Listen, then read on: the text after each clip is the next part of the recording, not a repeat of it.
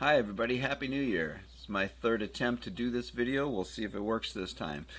We're going to be talking about Jane Austen. I've already introduced her a little bit in class, and Persuasion. I want to go over the first 5 chapters, just who the characters are, what's going on a little bit, so that you won't be too lost if you find yourself lost.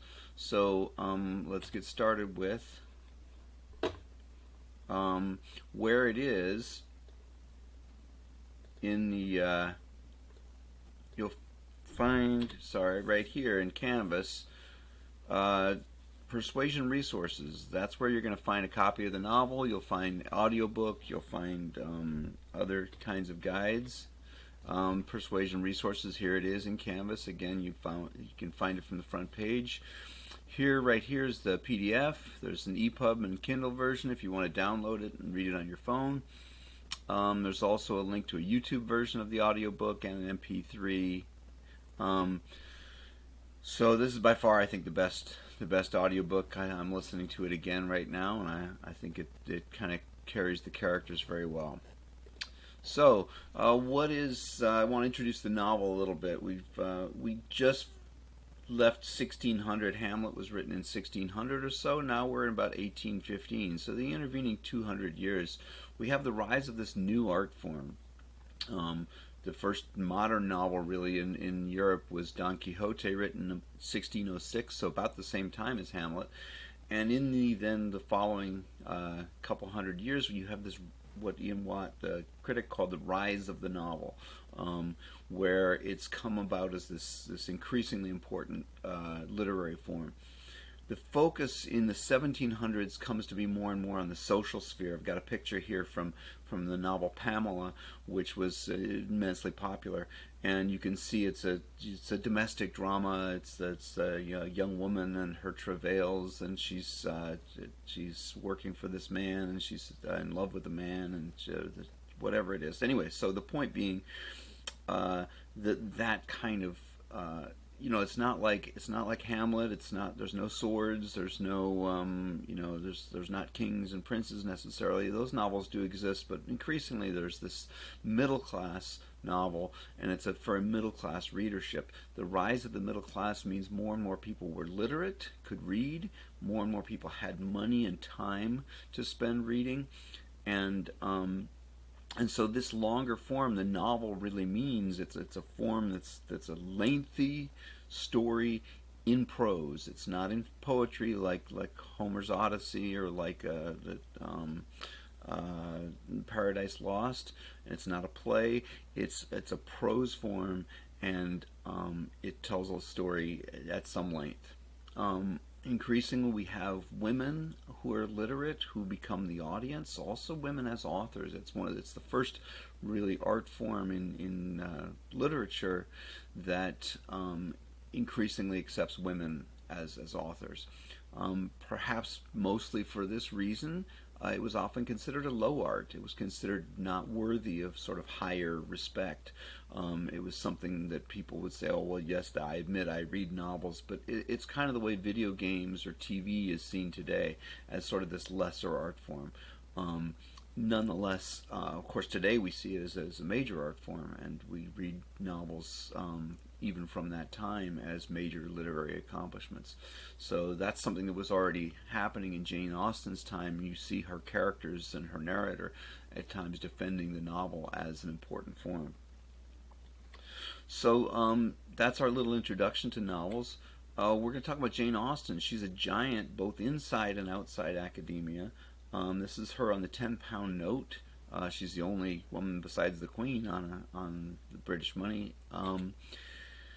One of the things that's interesting about her is she has this enormous fandom.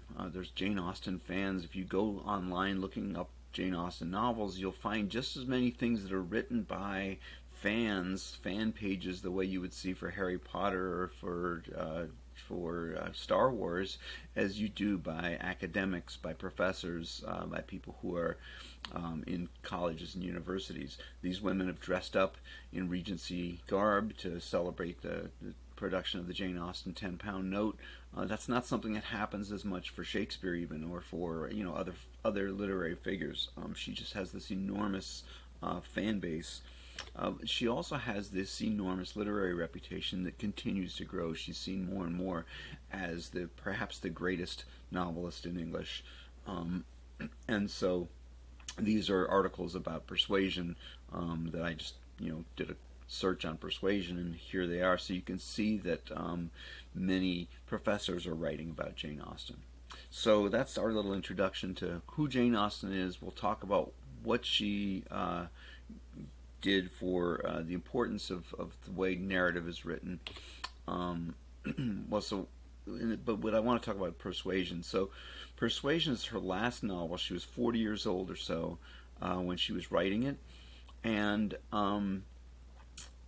so she had written these sort of sparkling, witty novels of her younger days, and this is kind of it's in a slightly different kind of tone. Um, the main thing I want to focus on when we read it is the groundbreaking narrative technique. We'll talk about that in coming days.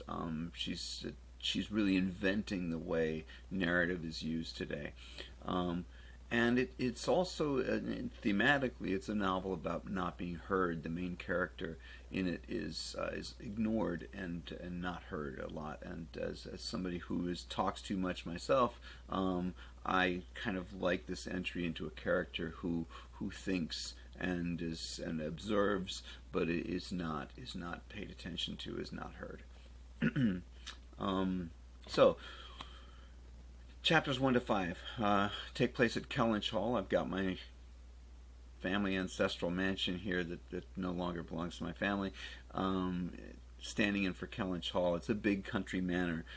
It's inherited by the Elliot family, and it's the source of their wealth. Along with the hall comes, all the farmland there around, which is farmed by tenant farmers who pay rent. So this is inherited from generations back, and we're going to meet all these people. These are the folks who we're going to meet in chapters 1 to 5. The book starts in chapter 1 with Sir Walter Elliot. He's a baronet. A baronet is like a knight, except for it inherits.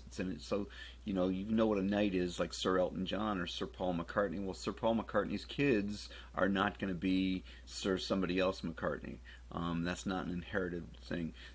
A baronet is about the same level, but it inherits. And so Sir Walter is very proud of being a baronet. The thing that it says in chapter 1 on the first page is that vanity is the beginning and end of his character. Vanity of person, of his physical accomplishments and beauty, and of his title as a baronet. You can see, so I've picked all the characters you see here. This isn't actually really obviously Sir Walter.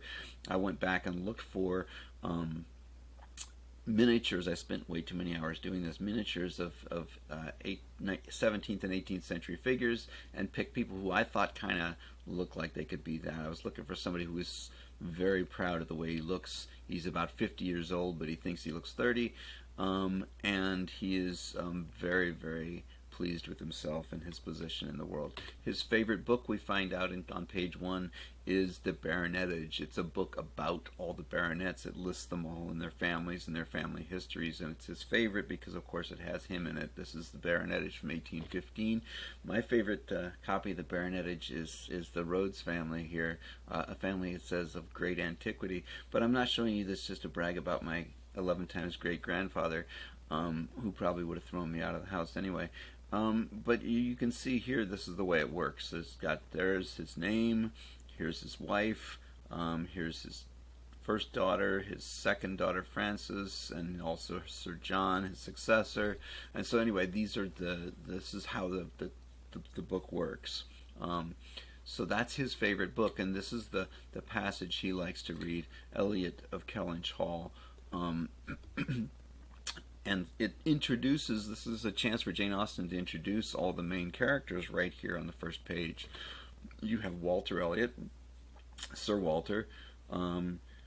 You have his late wife. I put a little ribbon across her picture because she died. So Sir Walter is foolish, and we're going to find out that he spends too much money. He thinks too much of himself. He prefers his oldest daughter, who's like him.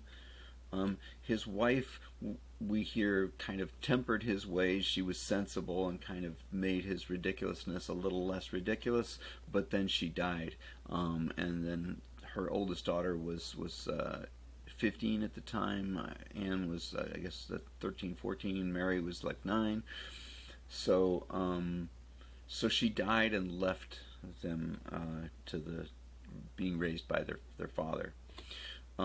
Oldest daughter is Miss Elizabeth. You'll see her called Miss Elliot, the way that they'll call the others Miss Anne and Miss Mary. Miss Elliot here is now 29. This is, I think, actually a princess. She's a lot like her dad. She feels very strongly her sense of pride as a baronet's daughter. She wants to marry a baronet. She doesn't want to marry beneath her, so she hasn't married anybody. She's getting a little worried about, is that going to happen? She's very approving of her own looks. Anne, middle daughter, is very much the middle daughter. She is, I've picked somebody who you can see is dressed a little more plainly here. A beauty, but has maybe grown past her beauty, is the suggestion at the beginning. But anyway, is her father doesn't particularly respect her or the stillborn son I'll come back to, or the youngest daughter Mary, who's married. So the stillborn son, because he doesn't have a living son, he's not going to have an heir. The whole estate is going to go to somebody else. So that's the importance of the son who died in childbirth. Mary, the third daughter, then is gotten some respectability because she got married. I've got her with a cap on her head, which is what a married woman would be more likely to wear. She married Mr. Charles Musgrove. They live about 3 miles in a village about 3 miles away from this village. The distances aren't that great. But anyway, so they live in the next village over. And you'll meet him around chapter 6 or so we won't talk a lot about him, but anyway, Mr. Mary you'll see in chapter 5. Okay, so it also introduces the seat, which is Kellynch Hall. Again, this is an inherited estate. It comes with a certain income. It's a fairly fixed income. It's as much as you can kind of squeeze out of the rents. This is a time when the economy is changing. The industrial economy is starting to come in, so these great landed estates are starting to feel a little bit of a squeeze. You see that here. And Sir Walter spends too much money, has trouble keeping up with the costs of the estate. And we know that this estate is going to go out of his hands. As soon as he dies, Mr. William Elliot is going to get the estate. And we don't know much about him.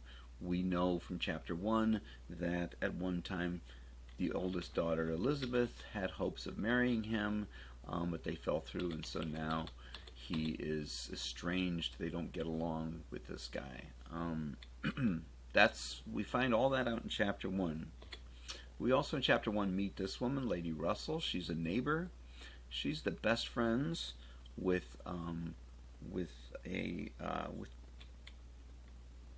the mother.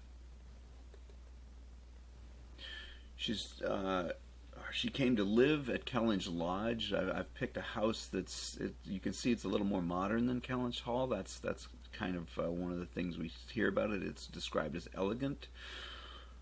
She's a lady of some sophistication, but she does admire the fact that the baronet is a baronet. Her husband was a knight, but that's not a title that inherits. She's the godmother of Anne. She's kind of stepped in to help take care of the kids in her friend's after her friend's death. So she's this sort of mothering figure, and she'll come in and out of the novel as sort of an advisor, if you will. So we meet her a lot in chapter 2 when she and Mr. Shepherd talk about what to do with the money. So in chapter 2 we really have this discussion about what to do about the fact that they're spending too much. They have to move out or do something. Can they cut back? So Lady Russell has a whole plan she's come up with of little expenses they can cut. Anne has a plan where there's more, but nobody's going to listen to her, you'll see. Mr. Shepherd is the lawyer. He's not a big figure in the novel, but one of the things you can see with him is how he's not going to say any hard truths. You can see how he wheedles and tries to kind of figure out how to play on Sir Walter, just to kind of get him to go along with his plans. You can see he's that figure. He's the man of business. He brings his daughter with him a lot to visit, and his daughter has formed this best friendship with Miss Elizabeth. The daughter is a total suck-up. You can see she's also playing, and by chapter 4 you're figuring out, or at least there's the suspicion that maybe she's trying to get in good with the widow, Sir Walter. She's not so much interested in the daughter as in the dad, because she wants to maybe be the next Lady Elliot. That's a possibility that's there, so I picked this woman here. She's supposed to be somebody who's kind of plain of face, but what I like mostly is her ridiculous hat. And Mrs. Clay, she's a widow. Mrs. Clay is always a little bit ridiculous, and so I think the ridiculous hat kind of helps her here. So chapter 2, they're figuring out what to do about the money, and what they finally figure out that the family should do is to move from Kellynch Hall to Bath. And Bath, as you can see here, is this elegant place. So Bath in the 1800s would be a little bit like Aspen today. It's a place where rich people came to almost as a resort, but there was sort of a cultural scene there, much cheaper than going to London.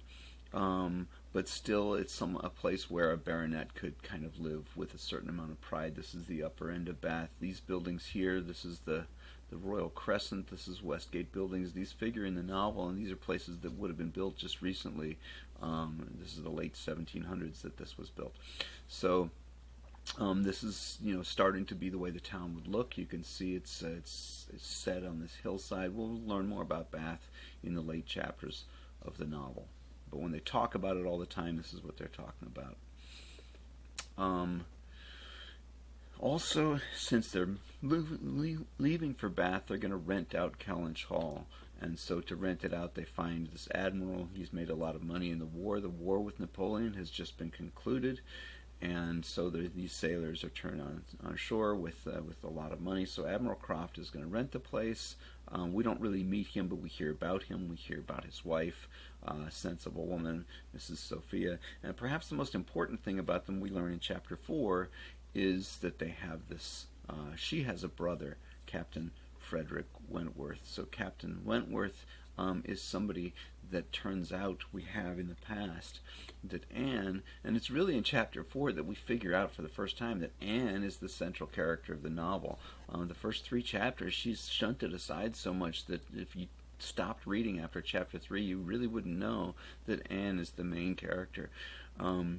But here in her past we have this romance. She was in love with Captain Frederick Wentworth. Well, he wasn't a captain yet, he was a lieutenant. He was dashing and heroic, and but on the other hand he had no money, he had no necessarily any prospects. And Lady Russell said, no, this is a terrible idea. That Miss Anne Elliot is the daughter of a baronet.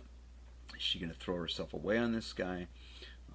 So they Anne breaks off the engagement, and this has all happened in the past. We find out in chapter 4.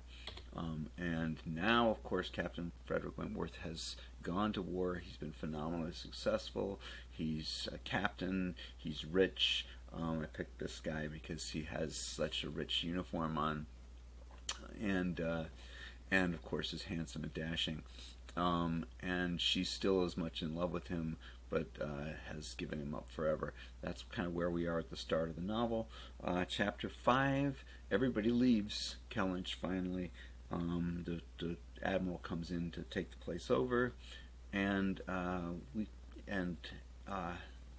Anne goes to visit her sister Mary in Uppercross. You'll find out more about Uppercross. There's 2 houses that the family of in-laws, and the great house. Her sister lives with her husband at Uppercross Cottage. So the last scene in chapter 5 takes place in the cottage here, and it's between Miss Anne and her sister Mary, who is complaining, because that's what she does. If you have a complaining kind of figure in your family, you will probably recognize Mrs. Mary Musgrove. I think she's a hilarious character. That'll do it for our intro to the first 5 chapters of the novel. I'm at 20 minutes, which is about where I want it to be. We'll find more later, and we'll meet the rest of the family of Uppercross in succeeding chapters, but that'll be for the next time. Thanks, everybody, and we'll see you soon.